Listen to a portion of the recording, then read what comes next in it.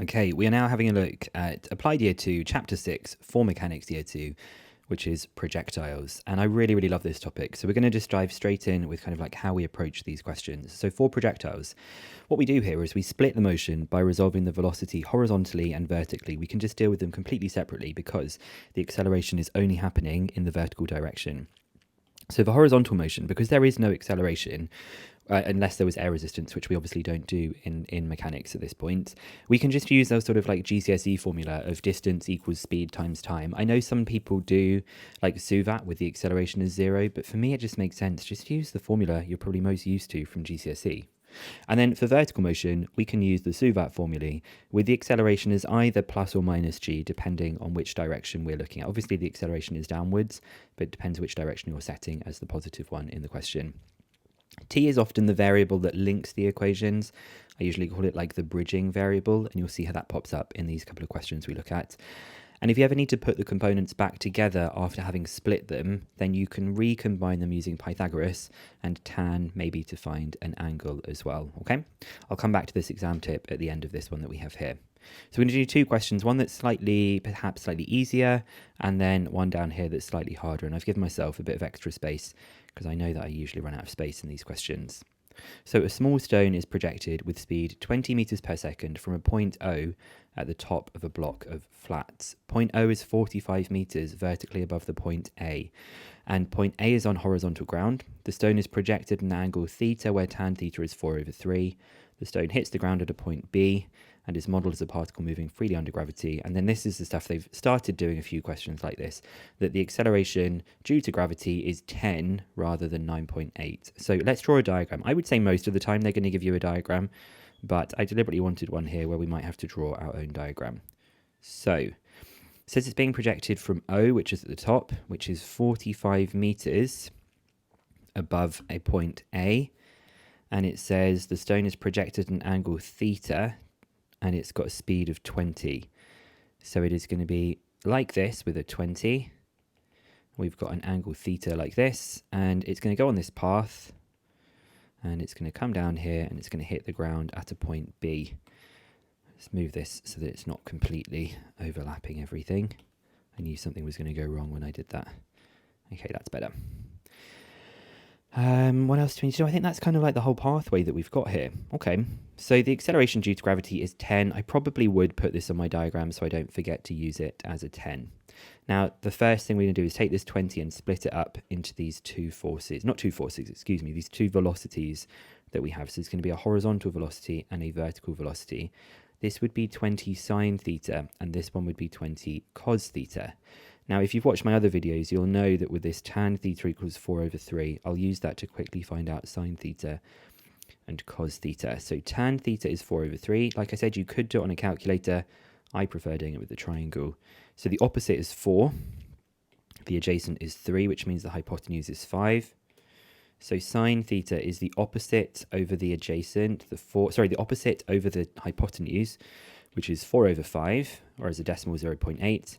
And cos theta is the adjacent over the hypotenuse, which is 3/5, or as 0.6. So actually, if I want to now calculate these, if I do 20 times by sine theta, 20 times by 0.8 is 16.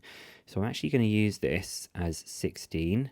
And 20 times by cos theta, 20 times by 0.6 is 12 that we've got here. So I think we're now kind of ready to go, okay? I'm going to get rid of these on the diagram and just say I'm going to be using the 16 and the 12.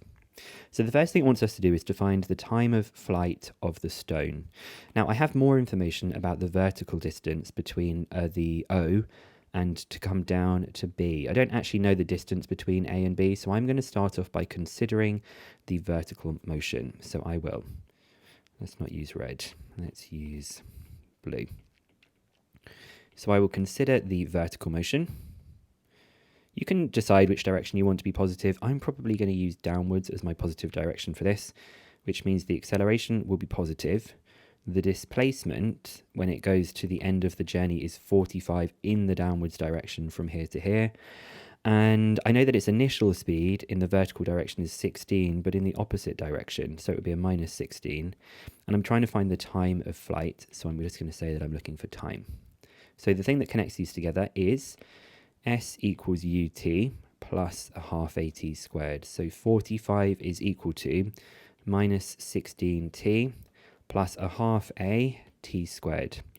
It's a quadratic, that's 5t squared minus 16t minus 45. You don't need to show how you solve this, you can just go straight on the calculator and do this. And you get that either t is 5 or t is minus 1.8. It doesn't make sense to have a negative time in this context, so it's going to be 5 seconds for it to travel from here to here. And then for part B of the question, we're now going to find the distance OB. Okay, well I know that distance, so if I find out the horizontal distance, the distance OB between here and here, I can just do using some Pythagoras, okay? So let's figure out what the distance AB is. That is the horizontal distance. So if I do the horizontal motion, I know that the distance equals the speed times by the time. Now the speed horizontally is 12. The time it takes to get to B is 5. So it is 60 meters. I now know that that distance is 60 meters, meaning that the distance between O and B, using some Pythagoras here, will be 45 squared plus 60 squared.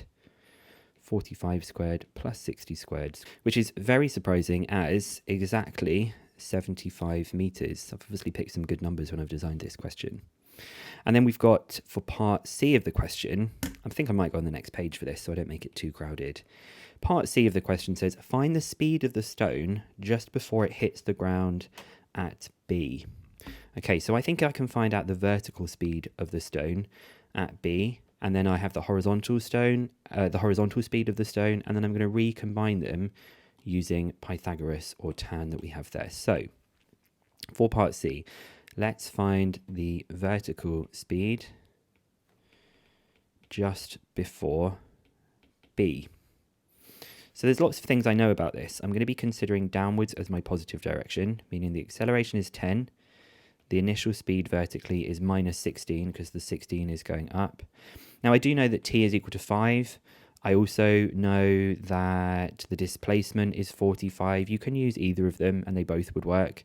In case I got the t is 5 wrong, I'm going to use that s is 45 and I'll find out what v is. So I know the thing that connects them is v squared equals u squared plus 2as. If you use v equals u plus at, this is correct, you would still get the same answer. So v squared is minus 16 squared plus 2 times a, which is 2 times 10 times s, which is 45. I'm just going to find out what v is. So I will do 16 squared plus 2 times 10 times 45. That's 1,156. I square root that answer and I get 34. So this now means that at B, its speed going downwards is 34. Horizontally, its speed never changes. So horizontally, its speed is 12, which means its overall speed is this part, okay?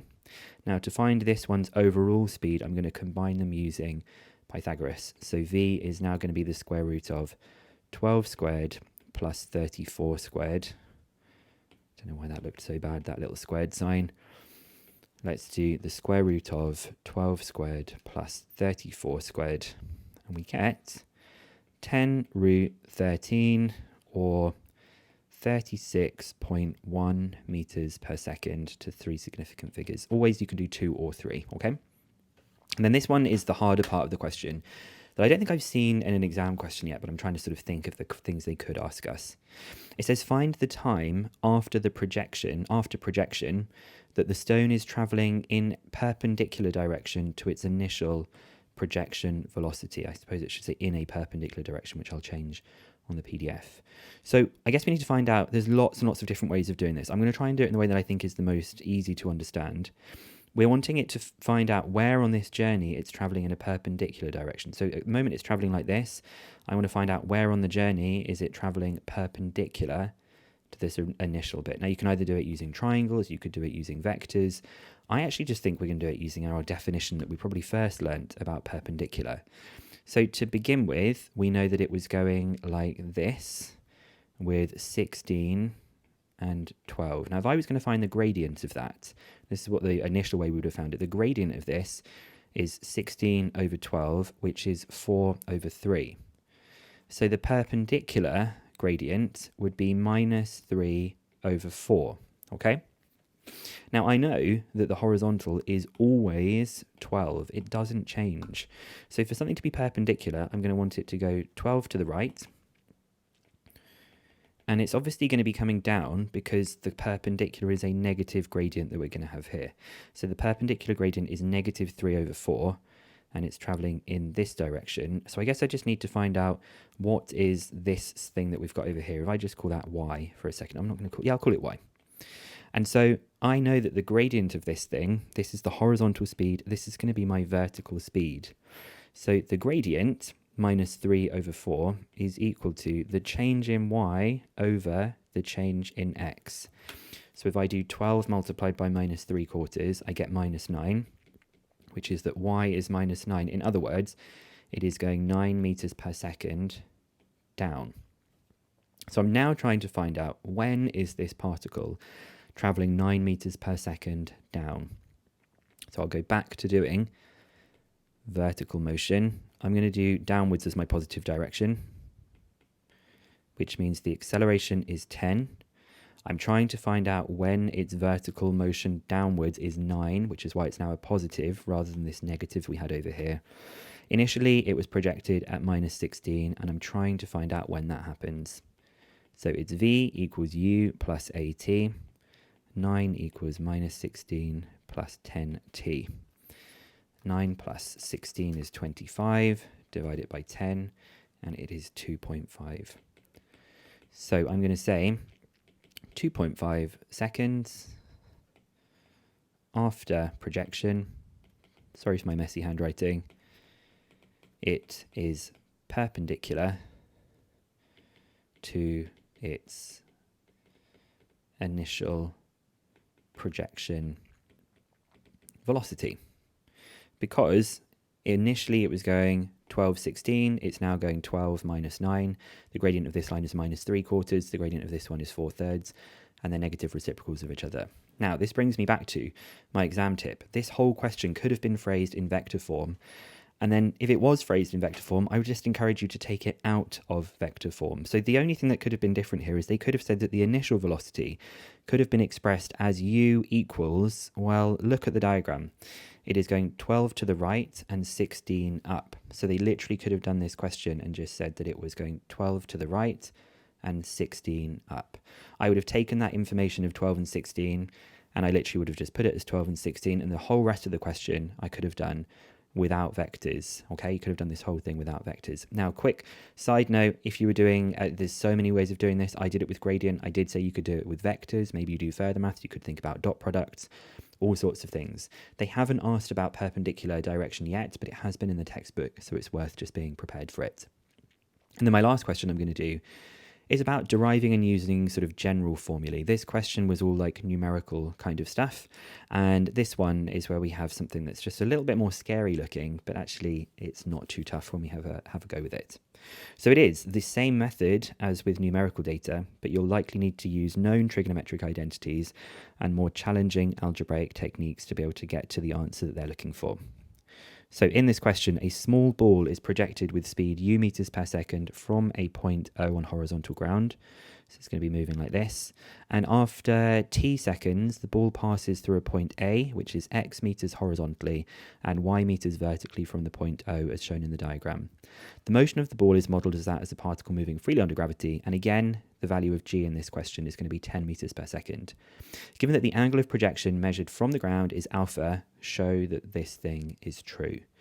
Now, I deliberately didn't put the path because we're going to see later there are two paths that it could be. But if it was being projected like this with u and alpha, it's like it's going to be coming up like this, and then it's going to eventually be passing through A, okay? So we're going to just do the same thing as we did in the previous one. We're going to consider the horizontal motion and the vertical motion. So let's just quickly split this so that we can see. We're going to have a u sine alpha because it's opposite, and the u cos alpha along the bottom. I'm going to start with horizontal motion. Horizontal motion. And we're going to not aim too much for this thing right now. We'll have a look at it in just a second. Horizontal motion moving to the right. Distance equals speed times time. We're talking about how it gets to this point A. The distance it moves horizontally is x. The speed horizontally is u cos alpha. And the time they've told it takes to get to A is capital T seconds.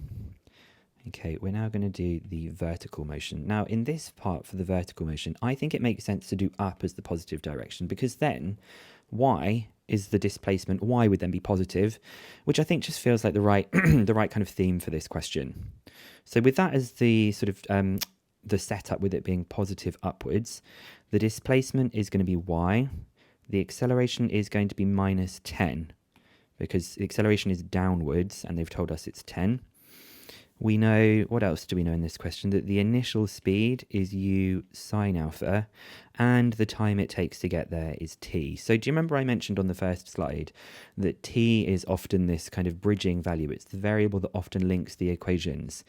That is great, because I have t being featured here and here, and it's interesting to note that t does not feature in this equation. So I'm going to kind of eliminate t by making it the subject of this one, and then substituting it into some other equation. So the thing that links them is s equals ut plus a half at squared. So y equals u sine alpha multiplied by t plus a half of a, which is minus 5, multiplied by t squared. So let's make t the subject of this one. So x over u cos alpha is t. And let's sub it in. So we have y equals u sine alpha multiplied by x over u cos alpha minus 5 multiplied by, there's going to be an x squared when the numerator is squared, and a u squared cos squared alpha. You just make sure that you really carefully square the top and the bottom for that part. Okay, let's see if we're aiming towards this thing that I've got highlighted in pink. The u's cancel over here, great, and the sine alpha over cos alpha does give us the tan alpha. So we get that y is equal to x tan alpha. And let's have a look at this next part. We have the 5x squared over u squared, the 5x squared over u squared. And then they've randomly got this 1 plus tan squared alpha. So this is where we're going to need our trig identities. So we do have the 5x squared over u squared. Well, you should have memorized these identities. This is some of the known trigonometric identities. We know that 1 plus tan squared is sec squared alpha. At least I hope we know that. And sec squared is 1 over cos squared. Well, this cos squared that's down here then, we could write as a sec squared alpha, which means on the last line, we can now come up with the thing that they wanted, which is y equals x tan alpha minus 5x squared over u squared. Sec squared is the same as 1 plus tan squared alpha. And the whole point of them doing it in this form is you have a tan alpha and a tan squared alpha. So hopefully it's going to be some kind of equation that we can use later on in the question. And then we're going to move away from this kind of generalized formulae, and we're going to actually be given some values. So it says, given that the ball was projected with a speed of 12 meters per second, so u is 12, and that it passed through a point which is 8 meters horizontally and 1.2 meters vertically from O. In other words, 8 meters and 1.2. So x is 8 and y is 1.2. Determine the possible values of alpha. So it seems like we need to use this equation with these values that we've got. So y is 1.2. We then have x tan alpha minus 5 times by x squared over u squared, 1 plus tan squared alpha. Now, if you couldn't do part A, you could definitely do part B, because they've given you the answer for it. So we're going to do a little bit of expanding and sorting things out here. So 5 times 8 squared over 12 squared. 5 times 8 squared over 12 squared is 20 over 9. So that's minus 20 over 9. 1 plus tan squared alpha. So 1.2. That's 8 tan alpha minus 20 over 9. Minus 20 over 9 tan squared alpha. If you want to, you could put everything onto the left-hand side or the right-hand side. I'm just going to keep it on the right-hand side and make it a quadratic. So it's minus 20 over 9 tan squared alpha plus 8 tan alpha, and then I have minus 20 over 9 minus 1.2, which is minus 154 over 45. Obviously, if you put them on this side, you'd have a plus, a minus, and a plus. So this is a quadratic, right? So I'm going to just solve this quadratic on my calculator to get my values of tan alpha. I'll put my coefficients as minus 20 over 9, 8, and minus 154 over 45. And I get that tan alpha is either 18 plus or minus the square root of 170 over 10. So I'm going to find out what alpha is by doing the inverse tan of both of these. So the 18 plus the square root of 170 over 10, and the inverse tan of 18 minus the square root of 170 over 10. And this is why we're going to get these two values, because of this quadratic equation. So the inverse tan of 18 plus the square root of 170 over 10. This first one it gives me as 72.1 degrees to three significant figures. And this second one, I'm just going to change it from a plus to a minus in that numerator. I get that alpha is 26.4 degrees to three significant figures. So it's interesting we've got these two angles here. Now, why have we got these two angles? It's because one of the angles, which is the smaller one, might mean it just kind of goes like this and then passes through A. But if I projected it at a much bigger angle, like this, it might go up really high and then still come down here and sort of finish a bit shorter. What a terribly drawn diagram that is. But you get the sense of like it could go up higher and then still pass through A and do like a different kind of shape, depending on that value of alpha is. Okay, so I would say this alpha here was the big alpha and this one is going to be the small alpha. So the last part of the question, or the penultimate part of the question, is to hence find the greatest possible height of the ball above the ground. Well, it's probably going to be this one that has the greater angle rather than the smaller angle, but you could try it with both to see which it's going to be.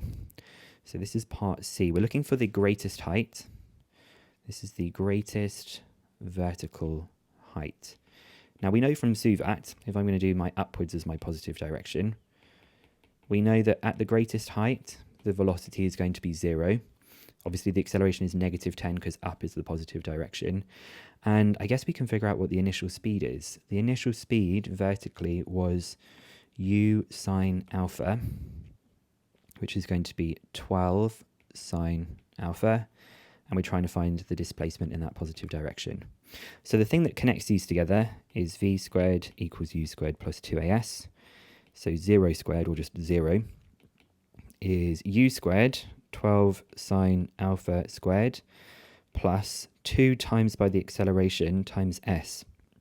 Well, 2 times by the acceleration is minus 20 times by s. So 20s is 12 sine alpha squared, and so s is going to be 12 sine alpha squared over 20. Now, I know that this one with the bigger angle is going to give me the bigger height because of the diagram I just drew. But if you try it with both, you'll see that it does actually work.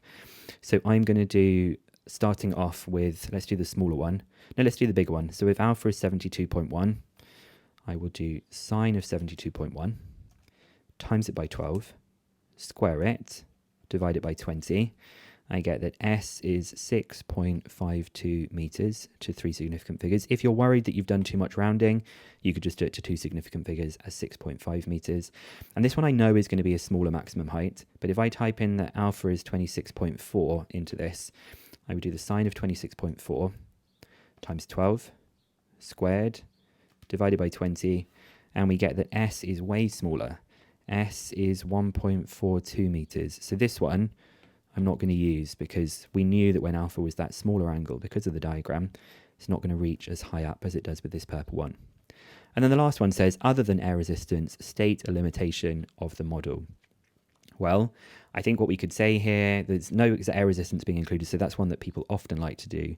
State a limitation of this model. Well, the value of g is quite inaccurate that we've used here. We haven't taken in the spin of the ball to account. We haven't taken the dimensions of the ball into account. We haven't taken the wind speed into account. But the one I'm going to talk about is this 10 meters for this last part. So I'm going to say a limitation of the model is the value of g used is not very accurate. But like I just said, you could have said wind speed, you could have said the dimensions of the ball, you could have said spin, all sorts of stuff. So that is everything on projectiles for mechanics. I really, really like this topic. Do lots and lots of practice on them. You will start to see lots of patterns in the ways that they are asked. And like I said, if you do see it in a vector form, you can always switch it from being vectors just to kind of the standard way that we would answer these questions. Okay, guys, I hope to see you in another video soon.